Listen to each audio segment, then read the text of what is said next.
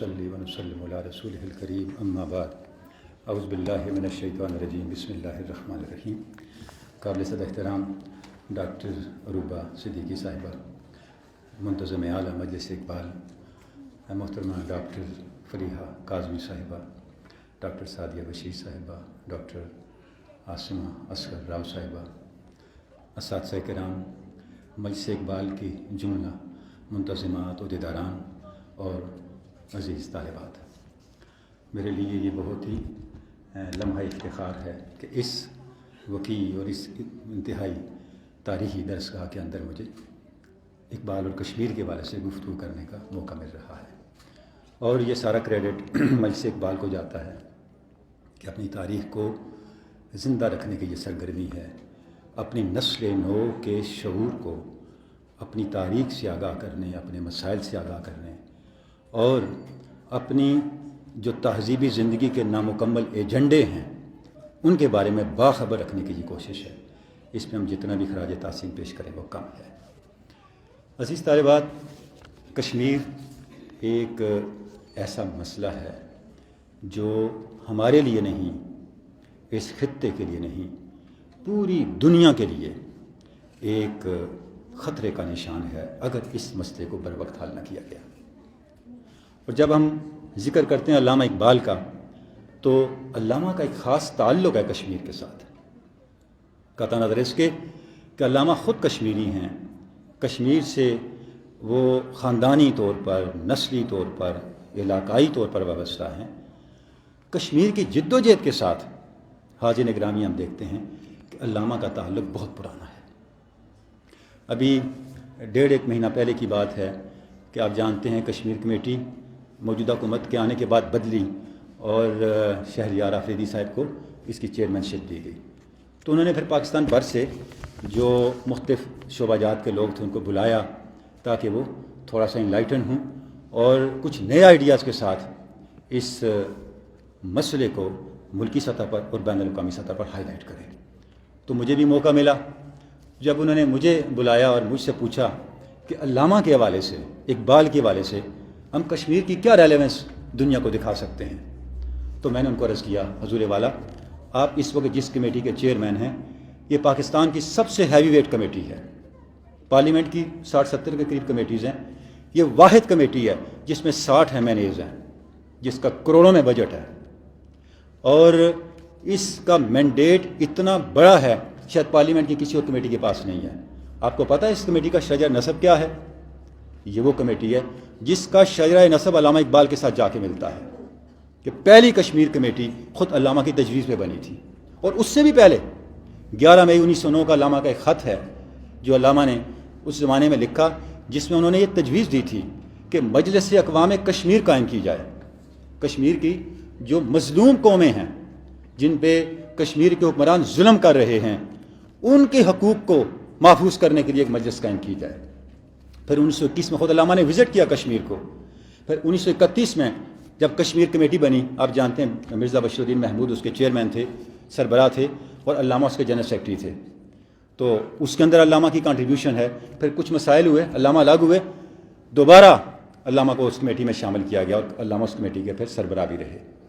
تو اس سے آپ اندازہ کریں کہ کشمیر کاز کے ساتھ علامہ کی جو وابستگی ہے وہ اپنی زندگی کے دوران کتنی زیادہ تھی، اور کتنی زیادہ جو ہے وہ اس کے لیے کنسرن تھے کشمیر کے لیے۔ آج جب ہم کشمیر کے مسئلے کو دیکھتے ہیں عزیز طالبات، چند ایک ایسے فیکٹس ہیں جن سے ہمیں آگاہ ہونا چاہیے۔ کشمیر اس وقت دنیا کا یونائٹڈ نیشن کے ایجنڈے پہ سب سے قدیم ترین مسئلہ ہے جو حل نہیں ہوا ابھی تک۔ اس پر یونائٹڈ نیشن کی سب سے زیادہ قراردادیں ہیں جن کو ردی کی ٹوکری میں پھینکا گیا ہے۔ کشمیر اگر آپ دیکھیں تو دنیا کے 110 ممالک سے بڑا خطہ ہے، دنیا کے 110 ممالک رقبے کے لحاظ سے کشمیر سے چھوٹے ہیں، اور وہ آزاد ہیں، لیکن کشمیر آج بھی غلام ہے۔ اور یہ مسئلہ اس وقت زیادہ سنگین ہو گیا جب مودی حکومت نے اس کا اسپیشل سٹیٹس ختم کیا۔ آپ جانتے ہیں کہ 1924 کا جو ڈومیسائل ایکٹ ہے، اس کے تحت کوئی غیر کشمیری کشمیر کا ڈومیسائل نہیں بنوا سکتا۔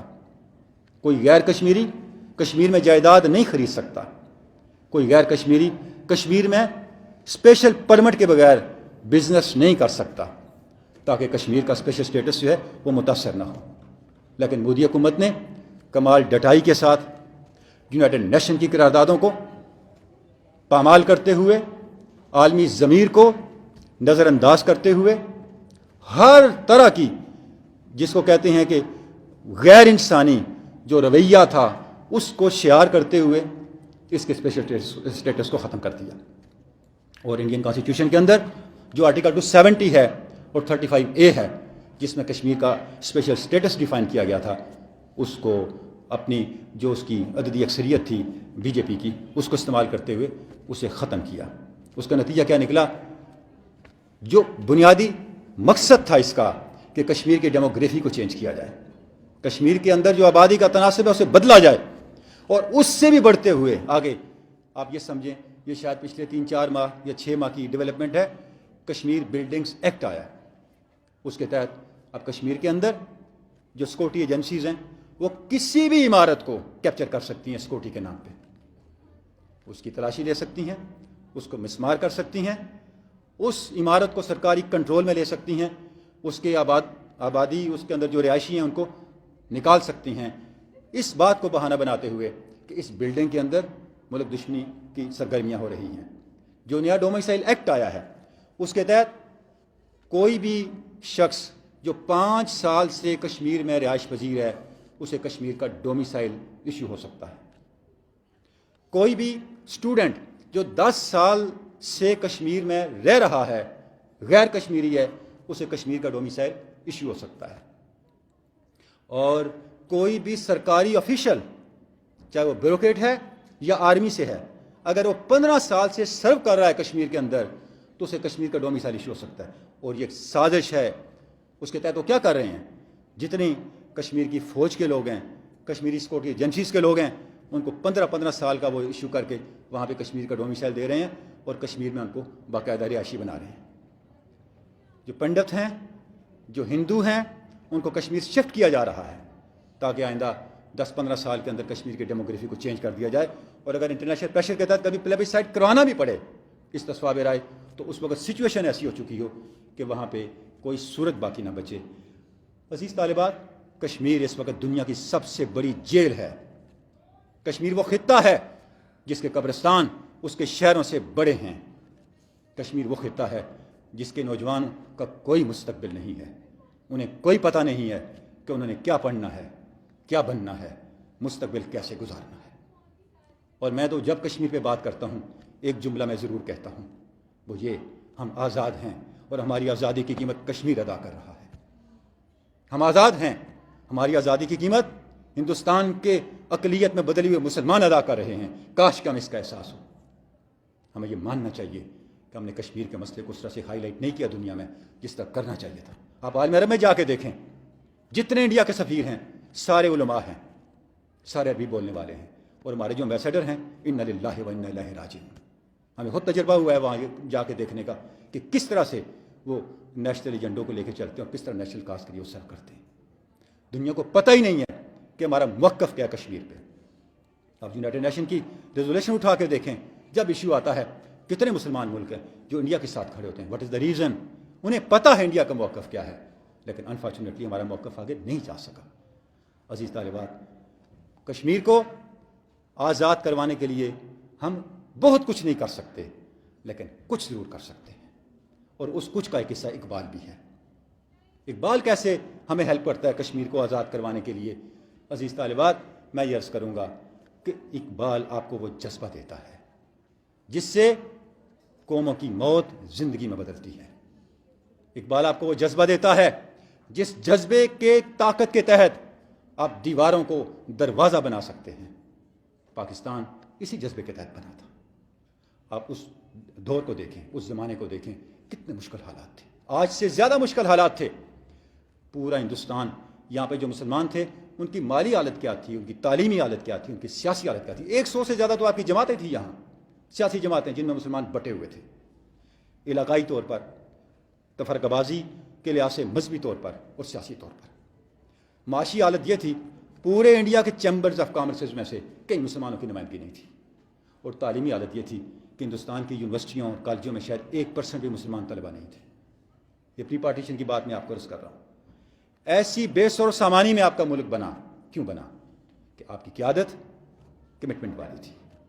ان کے اندر کردار تھا, ان کے اندر یقین تھا, ان کے اندر کمٹمنٹ تھی نیشنل کاز کے ساتھ, اور انہوں نے اپنے مفادات کو, ذاتی مفادات کو قوم کے مفادات پہ قربان کیا.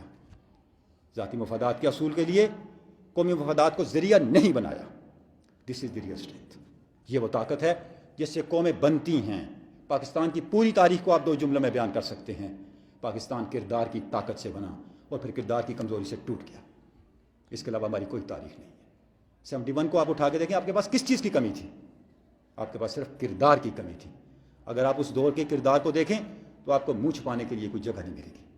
اس کردار کی کمزوری نے ہمیں دنیا کے سب سے بڑے اسلامی ملک کو 2 حصوں میں بانٹ دیا. آج ہم اقبال سے وہ روشنی ہم لینے کے لیے یہاں بیٹھے ہیں. آپ خطبہ آباد کو دیکھیں. خطبہ آباد عزیز طالبات اگر نہ ہوتا تو پاکستان نہ ہوتا. یہ ہماری جدوجہد آزادی کا میگنا کارٹا ہے. خطبہ آباد کا سادہ ترین تعارف اگر میں آپ کو بتاؤں, ہم مسلمان ہیں, لا الہ الا اللہ محمد رسول اللہ پڑھ کے مسلمان ہیں. اگر آج آپ سے کوئی یہ پوچھے یہ جو کلمہ طیبہ ہے, جو پرائمری فارمولہ ہے ٹو انٹر انٹو اسلام, اس کا پولیٹیکل ورژن کیا ہے, تو میں آپ کو کہوں گا خطبہ آباد. یہ خطبہ آباد کا مختصر ترین تعارف ہے. اور آپ دیکھیں کہ اس میں علامہ نے کس طرح آپ کی تہذیب کو ڈیفائن کیا. آپ کے ضمیر کو جھنجھوڑا, آپ کو ویژن دیا, آپ کو راستہ دیا, آپ کو تاریخ کی حرکت بتائی, آپ کو آپ کی اسٹرینتھ سے آشنا کیا. صرف میں آخری پیراگراف کا ایک جملہ آپ کے سامنے عرض کروں گا, جہاں پہ آ کے علامہ نے اپنی باتوں کو کنکلوڈ کیا. علامہ کہتے ہیں آپ لوگوں نے مجھے اس اینول سیشن کا پریزیڈنٹ بنا دیا, صدر بنا دیا, مجھے صدارتی خطبے کے لیے بلایا, اور اس لیے بلایا کہ میں آپ کو کوئی پیغام دوں. میں آپ کو صرف ایک پیغام دیتا ہوں. وہ پیغام یہ ہے کہ جتنی ہماری تاریخ ہے, اپنی پوری تاریخ کا حاصل علامہ کہتے ہیں میں نے یہ پایا at critical moments of their history it is Islam who save the Muslims and not vice versa. Islam کی پوری تاریخ یہ ہے جب مسلمانوں پہ نازک وقت آیا, اسلام نے مسلمانوں کو بچایا, نہ کہ مسلمانوں نے اسلام کو. آپ اس کے دامن میں آ جائیں. علیکم انفسکم, یہ آخری الفاظ ہے خطبہ آباد کے. علیکم انفسکم لا یضرکم من ضل اذا اهتدیتم. سورہ مائدہ کے آیہ نمبر 45. مسلمانوں تم نے ایک کام کرنا ہے, اپنے آپ کو بنانا ہے, اپنے اندر ٹرانسپیرنسی لے کے آنی ہے, اپنی خودی کو بیدار کرنا ہے, اپنے کردار کو بیدار کرنا ہے. ساری دنیا بھی تمہارے خلاف اکٹھی ہو گئی, تمہارا کچھ نہیں بگاڑ سکتی. And then it happened. آپ دیکھیں کہ 30 سے لے کے 47 تک کتنا ٹائم گزرا. قوموں کی زندگی میں اتنے ٹائم کی حیثیت ایک لمحے کی نہیں, اور آپ نے ایک ملک بنا دیا. آج ہمیں اسی جذبے کی ضرورت ہے. علامہ میں اسی طرح بلا رہے ہیں کہ آپ یہ چاہتے ہیں کشمیر آزاد ہو, جس خاک کے ضمیر میں ہو آتش چنار, ممکن نہیں کہ سرد ہو وہ خاک ارجمند. وہ قوم جس نے یہ فیصلہ کر لیا ہو کہ میری موت مجھے اپنی زندگی سے زیادہ عزیز ہے, اس قوم کو کوئی شکست نہیں دے سکتا. اور اب علامہ یہ کہہ رہے ہیں یہ وہ قوم ہے آتش چنار جس کی جینیٹکس میں ہے, بس اسے بڑکانے کی ضرورت ہے. جب اس کی آتش چنار بیدار ہو گئی تو پھر اس کے سامنے کوئی تاریکی ٹک نہیں سکتی. میں چاہوں گا یہ 3 اشعار کی نظم ہے, میں پوری نظم آپ کے سامنے پڑھ دوں. علامہ یہ کہتے ہیں سمجھا لہو کی بوند اگر تو اسے تو خیر, دل آدمی کا ہے فقط ایک جذبہ بلند. مت سمجھ کہ دل صرف اس دھڑکنے والے لوتھڑے کا نام ہے, دل اس کے اندر موجود جذبے کا نام ہے, اسے دل کہتے ہیں. دھڑکنے والا لوتھڑا تو جانوروں کے پاس بھی ہے, وہ بھی اسی وجہ سے زندہ ہیں. تمہارے ان کے دل میں فرق کیا ہے؟ فرق یہ ہے یہ ایک آرزو ہے, یہ ایک عزم ہے, یہ ایک کنوکشن ہے, یہ ایک یقین ہے, یہ ایک آگ ہے, یہ ایک جذبہ بلند ہے. گردش میں و ستارہ کی ہے ناگوار اسے, دل آپ اپنے شام و سحر کا ہے نقش بند. بھئی کائنات کے شام و سحر اور ہیں، دل کے شام و سحر اور ہیں۔ دل اپنے شام و سحر خود تشکیل دیتا ہے، دل اپنا منظرنامہ خود پیدا کرتا ہے۔ اس لیے دل کی طاقت کو علامہ نے ایک اور جگہ کیا کمال انداز سے کہا، دل کیا ہے، اس کی مستی و قوت کہاں سے ہے، کیوں اس کی ایک نگاہ الٹتی ہے تخت گئے، کیوں اس کی زندگی سے ہے اقوام میں حیات، کیوں اس کے واردات بدلتے ہیں پے بپے۔ جس قوم کا دل زندہ ہو جائے، جس قوم کے اندر ایمان کی طاقت اس قوم کی مادیت پہ غالب آ جائے، پھر اس قوم کی مثال اس طوفانی دریا کی سی ہوتی ہے جو جب چلتا ہے تو یہ نہیں پوچھتا میں نے کہاں سے گزرنا ہے، بس وہ گزرتا ہے۔ اس کی گزرگاہ کو پھر لوگ دریا اور دریا کا راستہ کہتے ہیں۔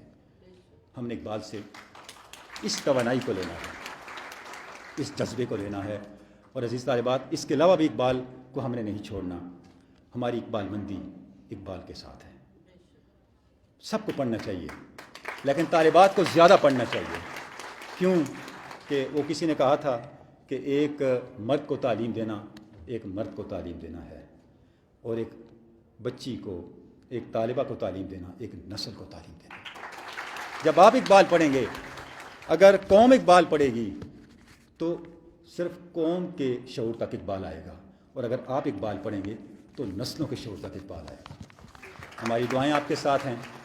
اللہ رب العزت آپ کو بہت کامیابیوں، حقیقی علم کے نور، اور ہمارے جو اکابرین ہیں، بانیان پاکستان ہیں، ان کے ویژن کا امین بنائے۔